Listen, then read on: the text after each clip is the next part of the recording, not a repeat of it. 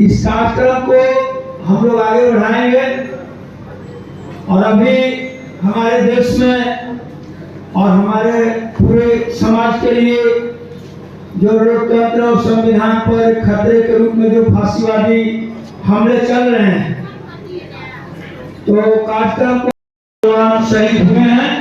हम तमाम लोगों के प्रति इस सदन की ओर से 1 मिनट की मौन श्रद्धांजलि देंगे। उसके बाद हम लोग आगे की कार्यवाही शुरू करेंगे।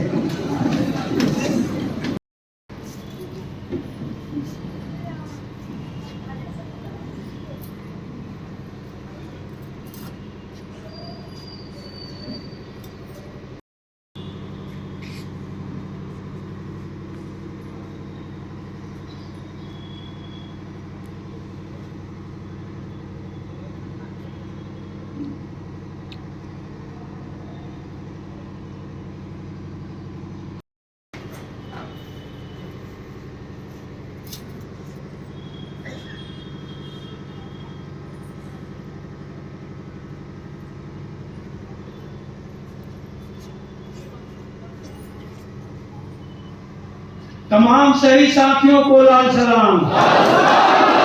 तमाम शहीद साथी अमर रहें। अभी निर्मोही जी साहब सुने महाविकास पर गाना, लेकिन एक गाना हम सुनाना चाह रहे हैं। जितेंद्र जी का लिखा हुआ एक गीत है, बहुत प्यारा गीत है। तो एक गीत हम सुनाना चाह रहे हैं।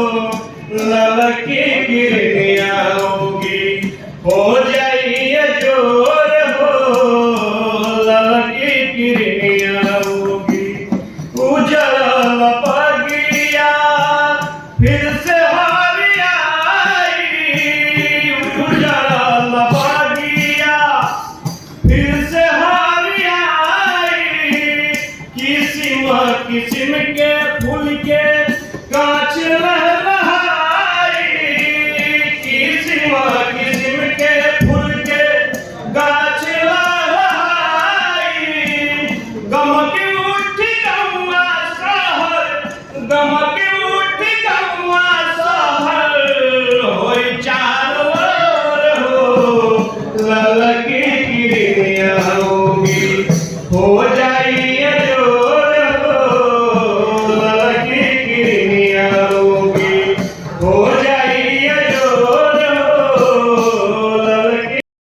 में पहुंचे हैं। इस रैली के माध्यम से क्या संदेश देंगे? 9 मार्च को बिहार के समस्त आंदोलनों का महाजुटान है गांधी मैदान में, भाकपा माले ने आयोजित किया है। और मैं उसी सिलसिले में इस भोजपुर में जो महासमागम है आंदोलन के कार्यकर्ताओं का, उसमें भाग लेने आया हूँ। बदलो बिहार का 2 संदर्भ, एक संदर्भ राष्ट्रीय है, एक संदर्भ राज्य स्तरीय। राष्ट्रीय संदर्भ ये देश के गृह मंत्री हैं, उनका जो एटीट्यूड है वो बहुत ही शर्मनाक है। और इस देश के लोग संविधान को ख़त्म नहीं होने देना चाहते, इसलिए कि संविधान में सबके अधिकार अंकित है, निहित हैं। वो चाहे विभिन्न पेशे के कर्मचारी हों, मजदूर हों, किसान हों, नौजवान हों, महिलाएं हों, दलित हों, पिछड़े हों, सभी वर्गों के अधिकार उसमें सुनिश्चित हैं। और जब संविधान खत्म होगा तो सबके अधिकार छीन लिए जाएंगे। इसलिए लोग आज इस समागम में जुटेंगे। बिहार का संदर्भ ये है कि पिछले बार जब इंडिया गठबंधन में नीतीश बाबू थे तो उन्होंने जातीय जनगणना कराई और उन्होंने ही ये तस्वीर पेश की कि 100 में 34% परिवार ऐसे हैं जो 6000 आमदनी भी जिनकी मासिक नहीं है, यानी अत्यंत गरीब हैं। तो सवाल उठ गया बिहार में कि आप तो बहुत अति पिछड़ा का, महादलित का, पसमानदा का नारा लगा रहे थे, क्या हुआ उसका? ये जो राशि दिल्ली से या कहीं से जो थोड़ी बहुत ही राशि मिलती है लेकिन आती है गरीब को चेहरा को दिखा करके, तो गरीब बना हुआ है अभी। ये 34% गरीबी क्यों है? और इसलिए अब बिहार को बदलना चाहिए।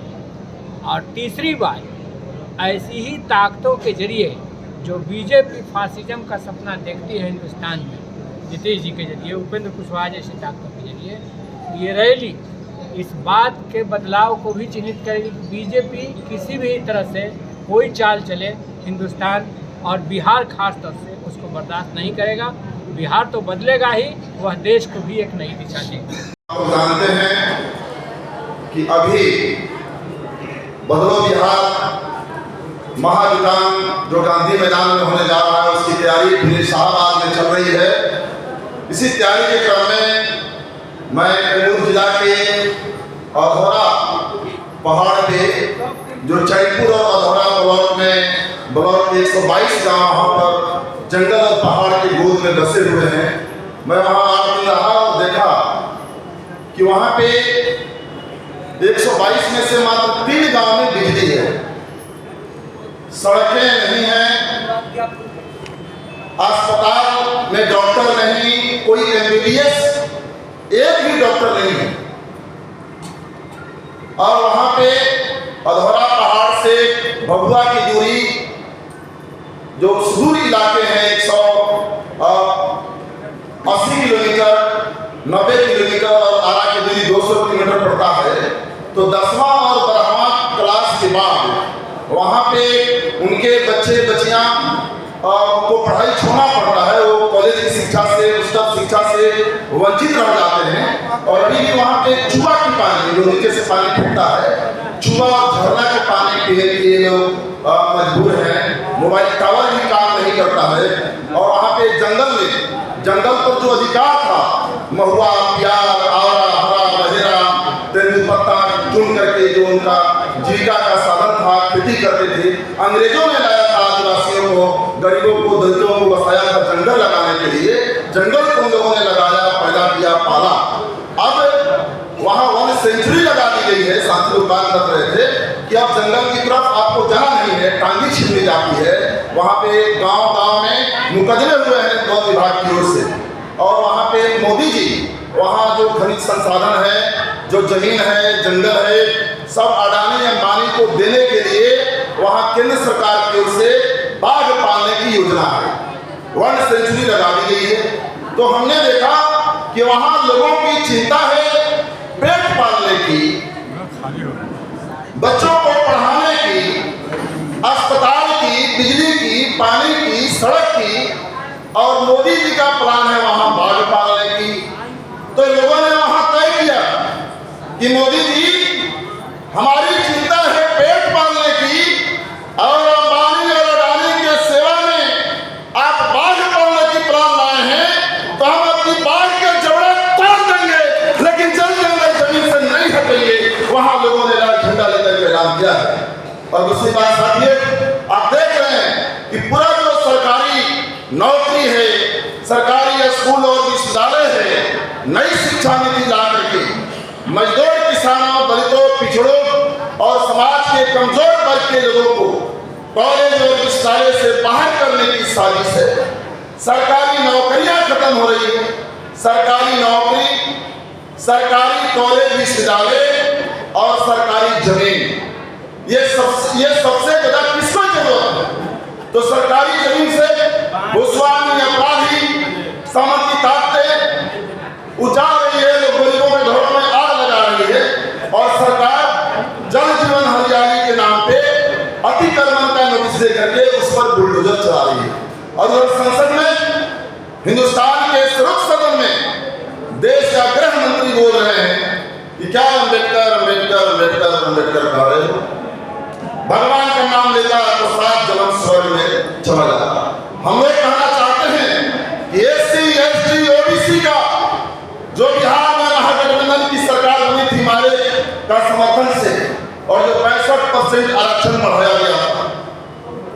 भाजपा संविधान के 9वीं अनुसूची में शामिल करने के लिए कोई कोशिश नहीं कर रही है।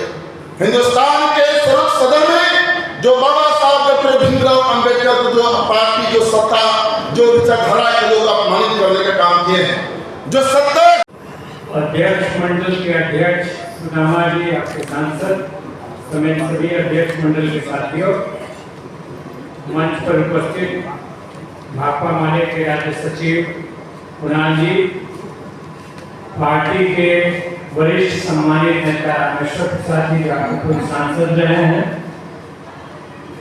संचालन कर रहे हैं हमारे दोनों साथी जुमराव के एमएलए डॉक्टर अजीत कुशवाहा जवाहर जी, मंच पर उपस्थित किसान महासभा के वरिष्ठ नेता संदीप सिंह जी, अरुण सिंह जी विधायक काराकाट और सभी सम्मानित साथियों, यहाँ पर मौजूद तमाम आंदोलनों के नेतागण और इस सभागार में मौजूद चारों जिलों पूरा शाहबाद क्षेत्र के सभी आंदोलन के कार्यकर्ता साथियों, नेताओं, सबसे पहले मैं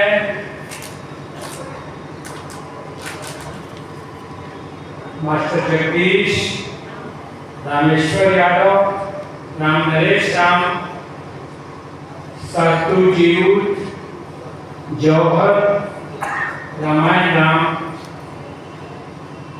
शहीद अनंतू राम कैमूर के, भैया राम यादव, मणि सिंह, राजेश और कॉमरेड ज्योति प्रकाश, इस धरती को नमन करता हूँ और इन शहीदों समेत तमाम शहीदों को नमस्कार करता हूँ।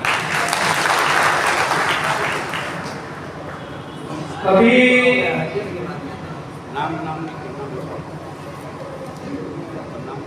यहाँ पर बेहद खुशी है विभिन्न आंदोलनों के इतने बड़े समागम को देख करके। जब जवाहर जी सूची पढ़ रहे थे तो मैं दो बात सोच रहा था, ये सूची कब खत्म होगी, इतनी लंबी है, और दूसरी बात सोच रहा था कि इतने लोग क्यों हैं, इतने जन संगठन क्यों आए। मुझे समझ आया मगध के भी समागम में था, यहाँ पर ज्यादा लंबी लिस्ट है। मुझे लगा कि भाकपा माले ने जो ये निश्चय किया है कि हम इनके लिए मंच बनेंगे, प्लेटफॉर्म बनेंगे आंदोलनों का, तो सबसे पहले तो जो ये भरोसा आपने किया है भाकपा माले पर, इसके लिए हम आपका शुक्रिया अदा करते हैं। और आपने बिल्कुल वाजिब भरोसा किया। जहाँ पर पार्टी जितनी ज्यादा मजबूत है, ईसाई समाज के लोग, अल्पसंख्यक समाज के लोग, विभिन्न छोटे छोटे संगठनों के लोग ये महसूस करते हैं कि अगर हम पर कुछ होगा तो पीछे भाकपा माले है ना, वो ताकत हमको मिलेगी। इसके लिए मैं आपका शुक्रगुजार हूँ। ये भरोसा माले आपका आपके अंदर पैदा करने में सफल रहा है, और आपसे यह भी अपील करूँ कि गांधी मैदान में यही महाजीवन है। पहाड़ पर आप चढ़ते हैं तो आप अपने को बहुत ऊंचा महसूस करते हैं, इसलिए कि पहाड़ से आप 3.5 हाथ ऊपर रहते हैं। कितना भी पहाड़ ऊंचा हो तो ऊपर खड़ा होते हैं तो आप 3.5 हाथ और ऊपर होते हैं।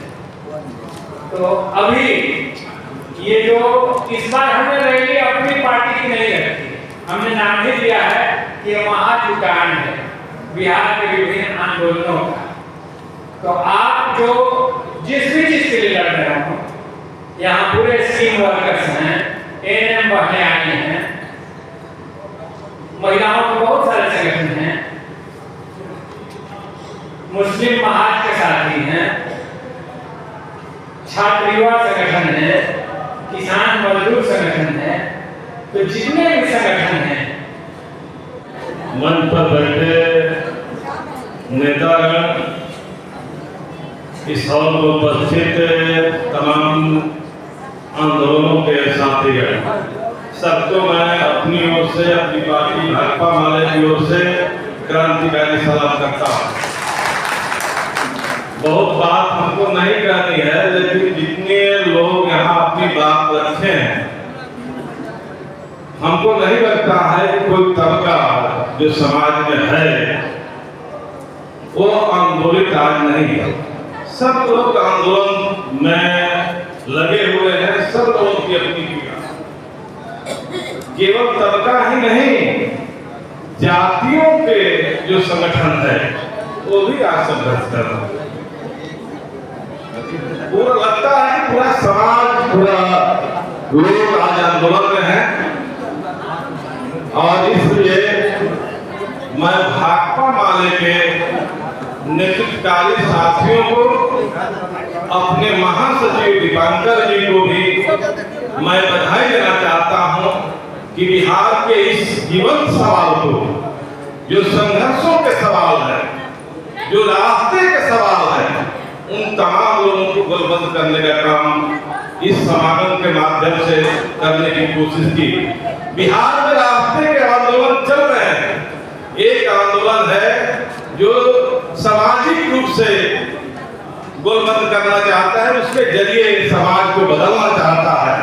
एक रास्ता भाकपा माले का है, जो रास्ता आंदोलनों को संगठित कर, उसको गोलबंद कर, उसकी एकता बनाकर बिहार को बदलने का रास्ता चुना है। मैं आप तमाम लोगों से अपील करना चाहता हूं कि इस रास्ते पर बढ़कर हम देश में, राज्य में अपनी समस्याओं का समाधान करेंगे। इन्हीं बातों के साथ मैं अपनी बात समाप्त करता हूं। धन्यवाद। पार्टी के केंद्रीय कमेटी के नेता हैं साथी मनोज मंदिर जी, मुझे आग्रह किया है और कम शब्दों में अपनी बात करें।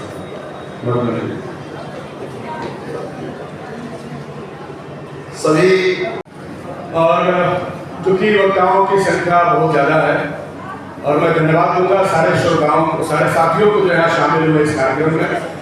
बहुत शिद्दत के साथ आप इसमें शामिल हो रहे हैं, आप सुन रहे हैं। उम्मीद करेंगे कि अंत तक आप हमारे सभी साथियों को मुख्य वक्ता सहित इसी गंभीरता के साथ सुनेंगे, क्योंकि आप आए हैं तो ये एक मोमेंट है, एक आंदोलन है और उससे हम अगले दौर में लेके जा रहे हैं।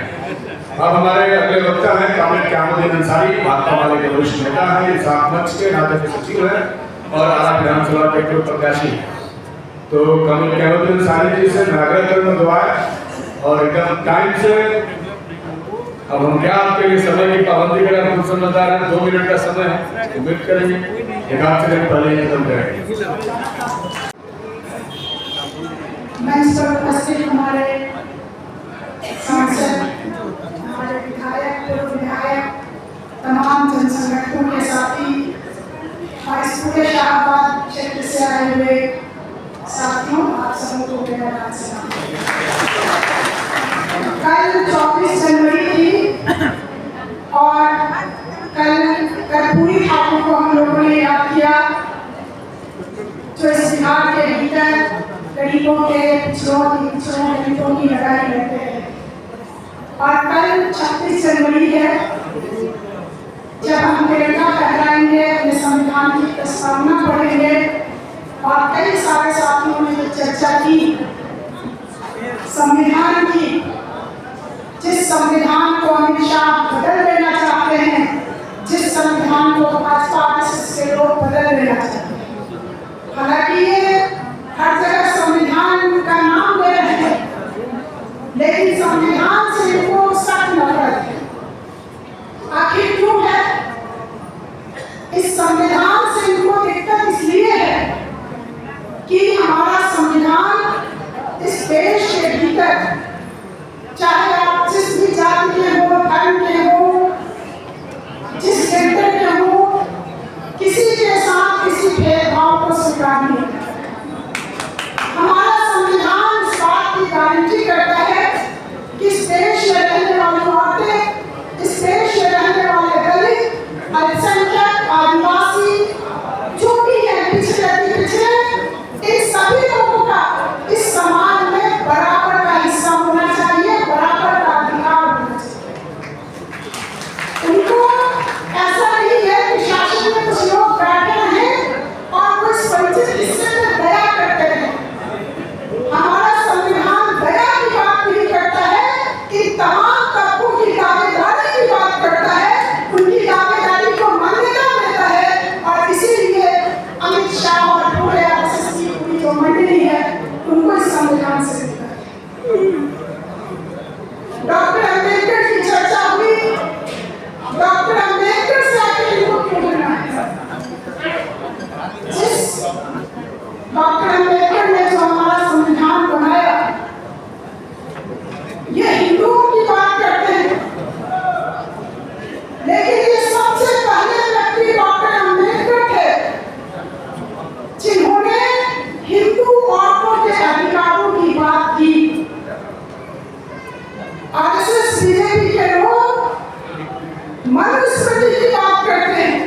और डॉक्टर अम्बेडकर ने कहा कि जो हिंदू औरतों को आज तक वंचित रखा गया है, क्या था उस जमाने में स्थिति?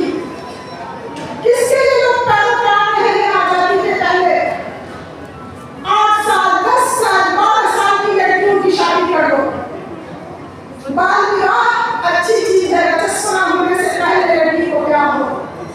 विधवा हो गई, उसके सारे अधिकार छीन को उसको किसी कोने में बैठा दो।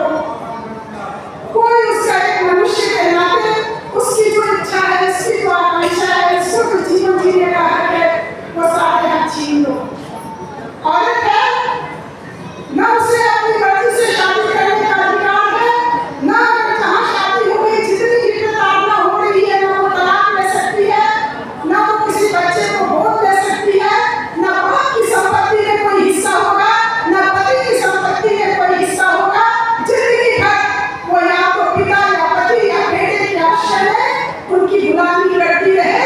यही हिंदू धर्म के भीतर चल रहा था। इसी की स्थापना मनुष्य में करना चाहता है, जिसको डॉक्टर अम्बेडकर ने कहा कि ये नहीं चलेगा, और इसके खिलाफ उन्होंने महिलाओं की बराबरी की बात की थी। और इसीलिए आप जानते हैं, ये लोग अमित शाह कहते